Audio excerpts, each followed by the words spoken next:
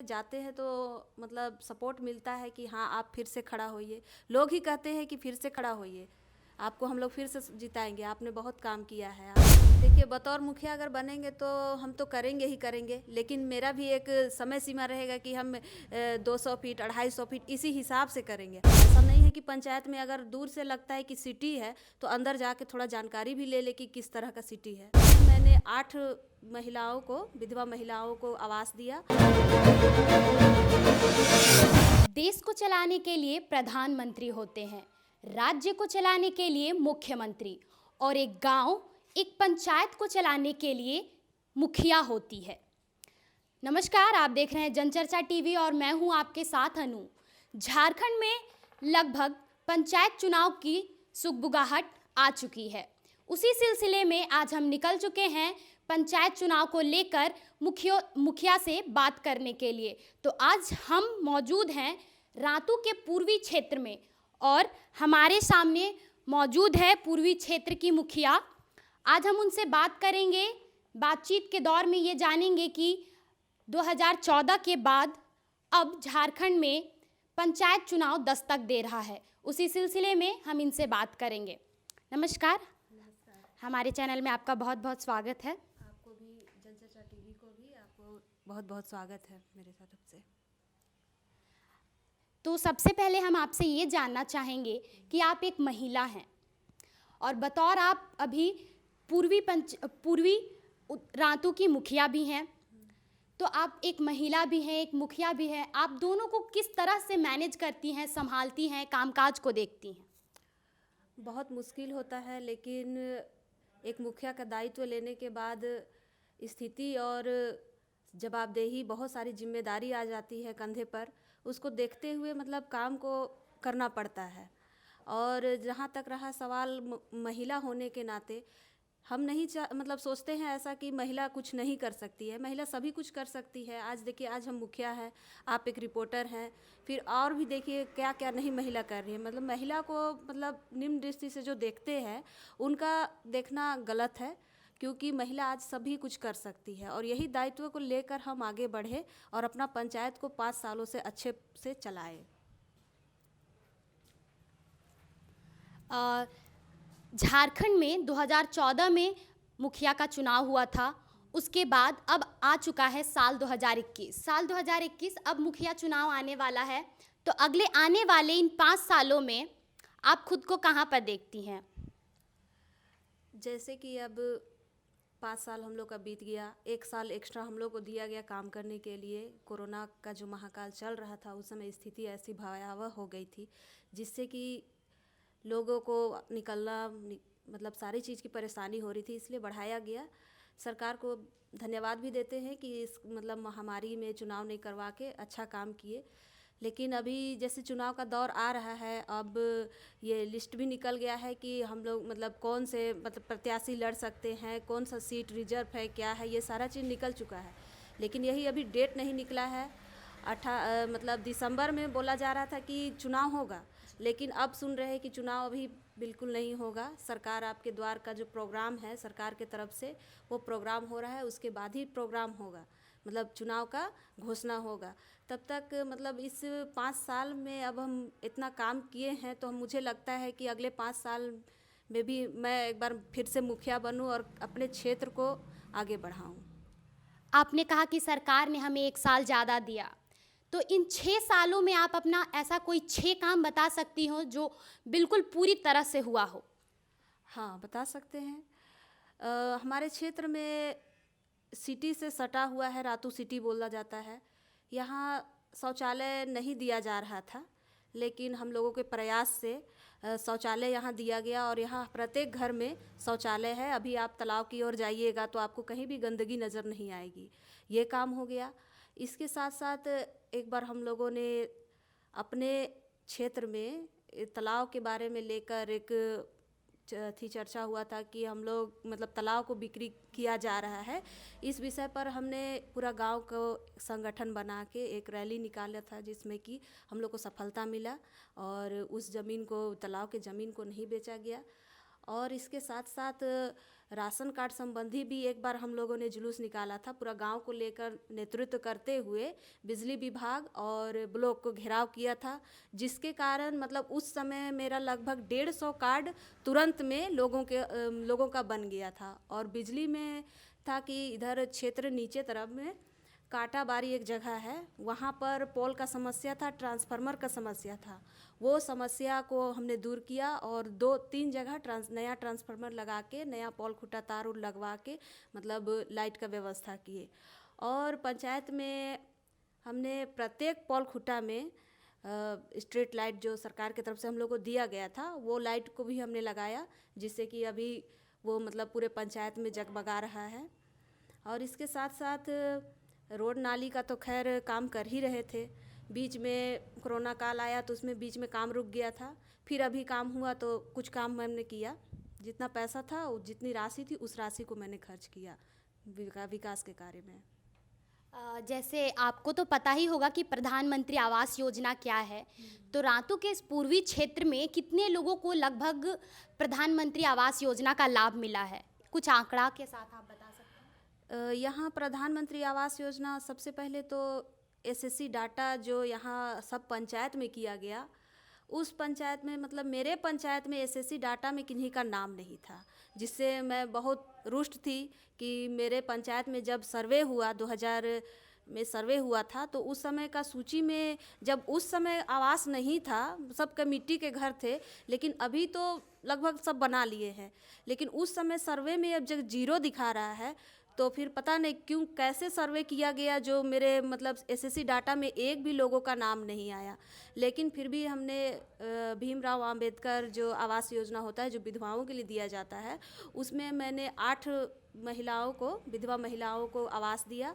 और अभी प्रधानमंत्री आवास योजना में 30 लोगों का जियो टैग हो चुका है, उसमें से 4 लोगों को आवास के लिए पैसा भी मिल चुका है और काम जारी है। तो आपने एक बार फिर से जाकर बात नहीं किया कि मतलब ऐसा किस तरह से गड़बड़ी हो गई कि मतलब लोगों को प्रधानमंत्री आवास योजना का लाभ मिलने में थोड़ा दिक्कत? इस बारे में मैंने वीडियो सर से बात किया, लेकिन सर से पता चला कि जो संस्था इसको सर्वे किया था उनका अता न पता कुछ भी नहीं है। तो इस बारे में फिर मैंने कहा कि ठीक है, अगर जब भी आएगा सर्वे के लिए तो हमको बोला जाएगा, ताकि हम अपना पंचायत में सर्वे करके आपको दे सके। ऐसा नहीं है कि पंचायत में अगर दूर से लगता है कि सिटी है तो अंदर जाके थोड़ा जानकारी भी ले कि किस तरह का सिटी है।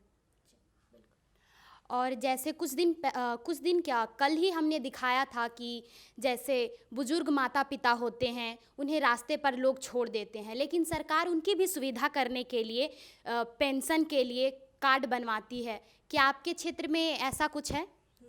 पेंशन के लिए मैंने बहुत काम किया है। जब से मैंने ये 2016 में जब मुखिया बने, तुरंत बनने के बाद हमने कुछ महीने बाद लगभग 80 वृद्धा पेंशन बनाए। उसके बाद भी बीच में जारी ही है। लगभग हमको लगता है 150 यहाँ पेंशन योजना वृद्धाओं को मिल रहा है। पूरे पूर्वी क्षेत्र में लगभग 150 लोग ही हैं ऐसे जिनको अभी तक वृद्धा पेंशन की? नहीं, अभी और भी लोग बचे हुए हैं, लेकिन इसमें अब प्रोसेस मतलब इसमें कागजात कुछ नया मांगा जा रहा है, जिसके कारण ये बन नहीं पा रहा है। जैसे कि पहले होता था कि आप आधार कार्ड दीजिए, बैंक पासबुक दीजिए तो आपका वृद्धा पेंशन हो जाता था, लेकिन अब है कि आपको साथ में राशन कार्ड भी चाहिए। तो कुछ लोगों का राशन कार्ड, वृद्धा लोग का राशन कार्ड है नहीं, फिंगरप्रिंट नहीं आता है, जिससे कि वो लोग आधार कार्ड भी नहीं बनवा पाता है और बैंक पासबुक भी नहीं करा पाता है। वैसे लोग बचे हुए हैं जिनका कि पेंशन योजना देना बहुत ज़रूरी है। इस पर सरकार पहल करे कि वैसे लोग को चिन्हित करके मतलब वो लोग को पेंशन का योजना का लाभ दे। तो क्या आप झारखंड सरकार से इसके बारे में कुछ कहना चाहेंगी? हाँ, झारखंड सरकार से कहना चाहेंगे कि जो वैसे लोग हैं जो वृद्धा पेंशन लेने लायक है और जिनके पास आधार मतलब पहचान का कोई प्रूफ नहीं है, उसको हम लोग पहचान कर सकते हैं। मतलब एक जनप्रतिनिधि उसको पहचान कर सकता है कि मेरे गांव का है, मेरे बगल का है या मेरे एरिया का है। तो ऐसे लोगों को प्राथमिकता दी जाए और उनका भी पेंशन बनाया जाए। जैसे आपने बताया कि आपका बतौर मुखिया काल लगभग ख़त्म हो चुका था, लेकिन कोरोना काल की वजह से 6 साल हो गए। अब चुनाव की सुगबुगाहट झारखंड में हो चुकी है, तो आप एक बार फिर मुखिया प्रत्याशी के लिए उठ रही हैं। आपने ऐसा क्या कार्य किया है कि लोग आपको अगली बार भी लाना चाहेंगे? देखिए, ये तो खैर लोगों के ऊपर ही निर्भर है। जैसा मैंने काम किया आज तक, मेरे यहाँ से हमको लगता है कि कोई भी बिना साइन या सिग्नेचर के लिए आया हो और लौट के ऐसे गया हो, ऐसे तो कभी शिकायत अभी नहीं आई है। लेकिन जनताओं के बीच में हमेशा हम रहे हैं, हर फील्ड में, हर क्षेत्र में घूमते रहते हैं। बस और क्या बोले। लोगों की लोकप्रियता नज़र आती है उसमें? हाँ, बिल्कुल आती है। जाते हैं तो मतलब सपोर्ट मिलता है कि हाँ, आप फिर से खड़ा होइए। लोग ही कहते हैं कि फिर से खड़ा होइए, आपको हम लोग फिर से जिताएंगे, आपने बहुत काम किया है। आपने मतलब क्षेत्र में भ्रमण भी करते हैं, लोगों से व्यवहार भी ठीक है, आपका काम करने का तरीका भी अलग है, सबसे अलग है, और सब अच्छे से आप काम भी करते हैं। कभी आपके पास गए हैं तो कभी लौटे नहीं हैं बिना काम किए हुए। तो इस तरह का आता है मेरे पास भी, तो हमें भी लगता है कि हाँ, फिर से हमें खड़ा होना चाहिए। जैसे रातू पूर्वी के मुखिया सुषमा तिर्की ने हमें बताया कि जिस तरह से उन्होंने काम किया है, लोग चाहते हैं कि वो दोबारा मुखिया पद में वापस लौटे। और साथ ही अब हम उनसे ये जानेंगे कि कोरोना का काल था, तब उन्होंने लोगों की कैसे मदद की थी। जब कोरोना काल चल रहा था तो उस समय हम लोगों को चावल बांटने के लिए, जो बाहर से आए हुए हैं या फिर मज़दूर हैं जो काम उम नहीं कर सकते हैं, उस समय तो काम भी नहीं, बाहर जाना ही नहीं था, तो वैसे लोगों को हम लोग चिन्हित कर लिए थे। और वैसे लोगों को यहीं पर हम लोगों ने 5 किलो चावल, आलू, साथ में दाल, मतलब सामग्री सब पैकेट बना के लोगों के घर में पहुंचाने जाते थे, या फिर अगर कोई आ गए तो उसको हम लोग देते थे। और साथ ही साथ मतलब जो मास्क नहीं लगाते थे, ऐसे ही आ जाते थे, उन लोगों को हम लोग बोलते थे कि आप लोग मास्क लगाइए, अभी बीमारी का समय है, अगर बीमारी हो जाएगा तो फिर कैसे आप घर परिवार कैसे देखिएगा, इस तरह से समझाते थे। और देखिए, कोई तो निकलता नहीं था, लेकिन एक जनप्रतिनिधि के नाते हम लोग हमेशा हर दिन मतलब लोग जाते थे, वहाँ खिचड़ी भात भी बनता था, तो वहाँ लोगों को प्रेरित करते थे, रुकवाते थे, लोगों को खिलाते थे, वहाँ पर खुद भी खाते थे, ताकि लोगों को ये ना लगे कि एक मतलब ऐसे बन रहा होगा तो यहाँ पर हम लोग नहीं खा रहे हैं। यहाँ BDO, CO, जितना भी पदाधिकारी लोग हैं, हम लोग सब मिल के पहले खाते थे कि हाँ भाई, किसी को ना लगे कि खराब है, इसलिए लोग नहीं खा रहा है। लेकिन हम लोग भी खाते थे और लोगों को प्रेरित भी करते थे कि आप लोग यहाँ से खा पी के जाइए। बाहर से जो आ रहे थे लोग, यहाँ पर थाना में रुक जाते थे, तो वहाँ पर बस लगी हुई रहती थी, तो वहाँ पर हम लोग बोलते थे कि आप लोग खाना उना खा लीजिए। मतलब एक एक आदमी को हम लोग देखते थे उस समय। और आपको सहयोग किन से मिलता था? मतलब बहुत सारे लोग आप मिलकर काम करते होंगे, तो आपके सहयोगी कौन थे जो आपको प्रेरणा देते थे कि हाँ, इस तरह से काम को लेकर आगे बढ़ना है? सबसे पहले तो प्रेरणा घर से ही मिलती है। अब मेरे हस्बैंड है, वो हमें हमेशा प्रेरणा देते थे शुरू से ही। मतलब आज का बात नहीं है, यह कोरोना काल का बात नहीं है, शुरू से ही हमको प्रेरणा देते थे कि तुम अच्छी हो, तुम पढ़ी लिखी हो, आगे बढ़ो, सब काम करो।